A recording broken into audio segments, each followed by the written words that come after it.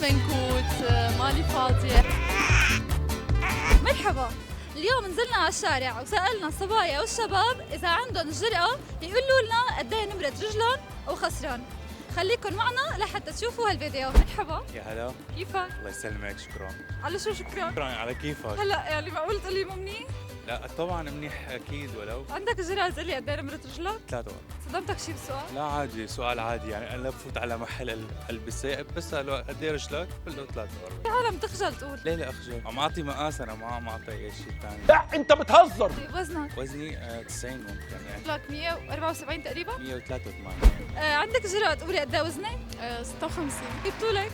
160. بتحسي انه هذا جسم متناسق او بتحبي تكوني اطول شوي اقصر؟ لا متناسق، رضيانة بكل شيء. شو هالستايل الحلو؟ ستايل اوفر سايز عريض والله. بتواجه شي مشاكل مثلا بهذا الستايل انه عالم بتحكي شي بتنمر؟ احيانا انه مثلا ليش ما بتلبسي ضيق، ليش بتلبسي عريض؟ رايك هذا الحكي؟ شوي يعني بتضايق، بس انه بطنش لانه حكي عابر. عندك الجرأة شو هالستايل الحلو؟ ليه؟ 38 وزنك؟ 53 طول؟ 163 53. نرخصت 53 على الحظ. تحبي تسمني؟ يا ريت. نمرة رجلك قد ايه؟ عندك الجرأة تقولي؟ 40. طيب خليني اتوقع انا الطول 169 تقريبا؟ سيدي. 173. ايوه القد. اذا جاك ضيف سئيل مثلا شو الحجة اللي ممكن تطلع له فيها لحتى تخلص منه؟ معزوم عندي طلع مع الفقار. طيب اليوم اذا بده يجي لعندك ضيف سئيل انت ما بتحبيه ما بدك اياه، شو الحجة اللي بتطلعي له فيها؟ طالعة برا البيت عندي شيء مهم، يعني انه خلص حل عني بريحة طيبة. بقول لهم اللي عم الاخر يعني هيك. حسبنا الله ونعم الوكيل فيكم. بقول له زي صنعوا لي باكيت معسل وطلع وغلط، خليه قاعد ما عندك تفتح له قلبه، ما تفتح. خليه قاعد. بيت منكوت، مالي فاضية، هلا نازلة، كثير في طرق. أنا ما برجع، يعني أشكر بأرجي إنه مو كتير يعني حابة القعدة، مثلا بقول له إنه عندي موعد طالعة أو جيت بدون مثلا ما أدق تليفون أو يعني هيك إيه بحكي يعني ما بستحي لا. لا له حجة، بقول له رايح مشوار نيمه يعني. قد ايه نمرة رجلك؟ 36 ونص. ورجينا. هلا هي كيف بدي اشلحه صعب.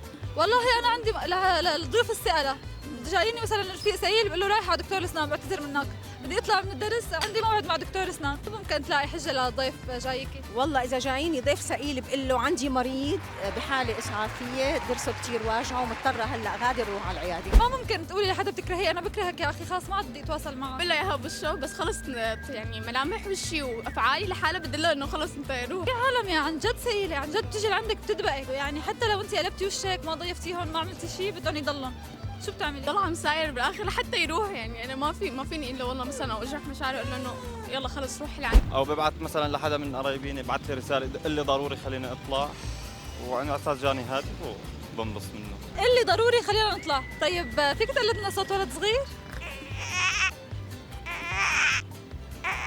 شكرا.